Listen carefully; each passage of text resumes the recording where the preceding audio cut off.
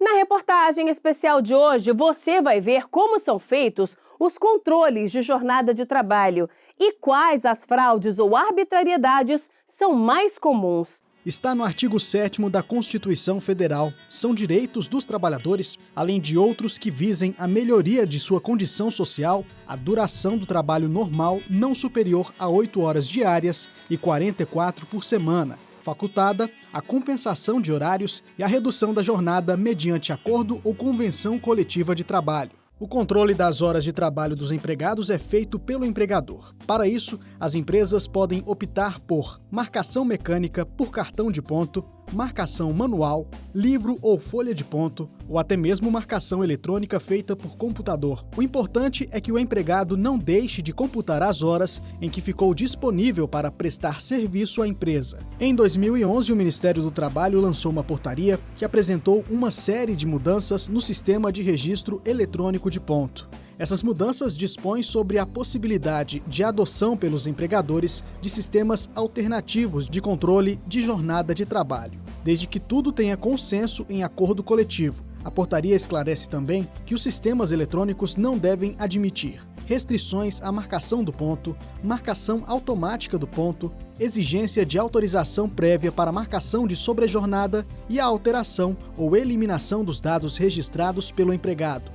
Conforme assegura o artigo 74 da Consolidação das Leis do Trabalho, o horário do trabalho dos empregados deve constar em um quadro claro e organizado, em local visível da empresa. Nos casos em que os empregados tenham períodos de trabalho diferentes, o quadro deve ter os horários de cada um discriminados. O ministro do TST, Hugo Scheuermann, ressalta que nas empresas com mais de 10 empregados, essa marcação de entrada e saída é obrigatória. A lei exige que o empregador que tenha mais de 10 empregados tenha um controle da jornada de trabalho, ou seja, que os horários de trabalho sejam registrados. Esse registro pode ser mecânico, com o cartão ponto, e pode ser também de forma eletrônica, com o registro de entrada e saída de forma eletrônica, e há diversas formas que a tecnologia hoje nos permite que faça. E também ainda o manual, que é aquele onde o empregado registra efetivamente a jornada em folha ponto. Essas são as formas mais comuns de controle da jornada. Só que em muitos casos, as normas trabalhistas não são cumpridas à risca pelos empregadores. Com isso, alguns empregados acabam perdendo certos direitos, como o de receber horas extras, por exemplo. Só aqui no Tribunal Superior do Trabalho, tramitam atualmente mais de 45 mil processos trabalhistas relacionados à jornada de trabalho.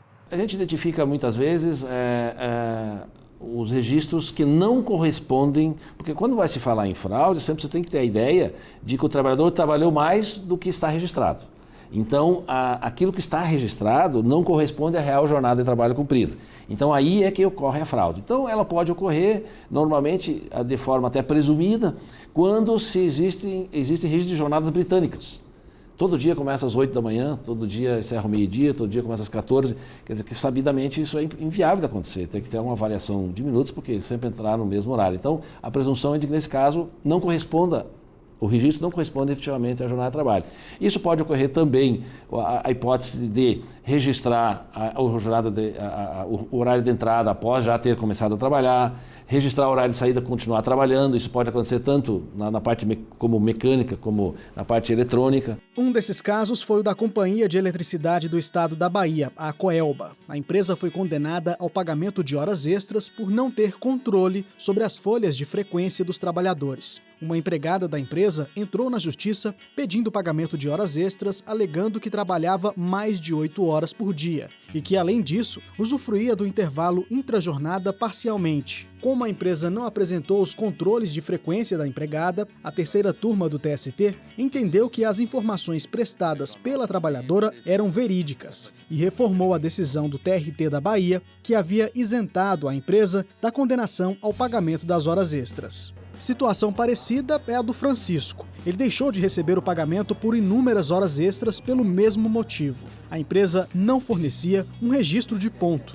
O trabalhador atuou como repositor em um mercado em Taguatinga, no Distrito Federal, por mais de 2 anos, sempre extrapolando as 4 horas de serviço aos sábados, ou seja, fazendo horas extras todas as semanas. Eu trabalhava de segunda a sábado, 8 horas diárias, entendeu? e nunca recebi nada a não ser o salário combinado que eu combinei com o patrão, né? O que complica ainda mais a situação é que ele não consegue comprovar que passou todo esse tempo realmente à disposição da empresa. Agora vai tentar juntar o pouco de prova que tem para entrar com uma ação trabalhista. Eu espero que a justiça, eu entrar na justiça e que seja analisado isso aí para que, assim como eu e os demais, seja ressarcido desse prejuízo. Que eu tenho isso como prejuízo, entendeu? A gente trabalhar e não receber pelo que a gente tem de direito da gente.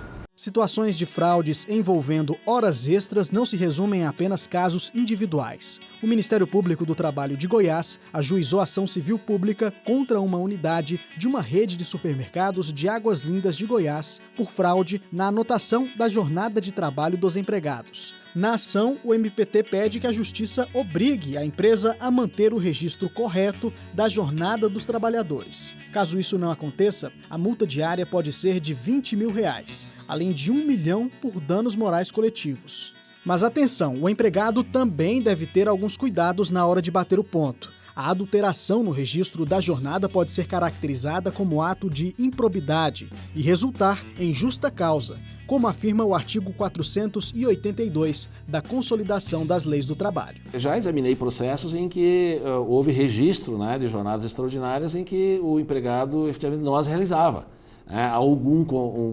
O colega de trabalho fazia o registro do ponto, da chegada antes, chegada depois, mas são casos mais raros.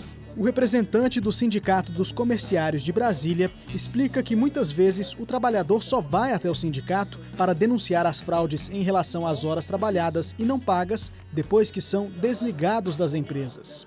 Muitos empregados, quando saem de algumas empresas, não digo todas, não estou generalizando, mas muitas empresas, os empregados vêm nos procurar alegando que, além daquilo que estava na rescisão, deixou de receber as horas complementares que ele fez durante todo o período laboral. Ou seja, no papel era um horário e ele fazia um outro horário além do papel, ou seja, além das 44 horas previstas em lei. E ele deixou de receber essas horas. Então ele nos procura, após a rescisão contratual, a fim de que possamos tomar as devidas providências para que ele tenha esse direito e pleitear em juízo ou fora dele essas horas trabalhadas. O representante jurídico do sindicato explica ainda que é importante que o trabalhador não deixe de denunciar qualquer tipo de irregularidade dentro da empresa em relação à contagem das horas trabalhadas, mesmo que essa denúncia seja feita de forma anônima. Muitas vezes ele tem um receio, que isso acontece também. Nos ligam aqui, não querem se identificar a empresa, ele não quer se identificar, não quer identificar a empresa, talvez assim, temendo uma retaliação por parte da empresa. Mas nós orientamos o seguinte, olha, mesmo você não querendo se comprometer, você nos fala o nome da empresa que chamamos, mesmo porque a denúncia é anônima, não há necessidade de identificação, certo? Ou, se ele também preferir, quando sair também pode pleitear essas horas. Mas sempre orientamos, conforme eu falei, no sentido de que ele possa assinar o ponto corretamente, mesmo extrapolando as 8 horas diárias. O importante é que o trabalhador se informe caso se sinta lesado em relação à contagem das horas trabalhadas. O mais indicado é reunir documentos, como guardar os comprovantes de registros de ponto. E depois de tanta dor de cabeça, o Francisco carrega agora a experiência de alguém que no próximo emprego não vai deixar de acompanhar o tempo que fica disponível prestando serviço à empresa. Tem que levar que a gente tem que aprender cada vez mais, né? A gente tem que pesquisar mais o que é de direito da gente.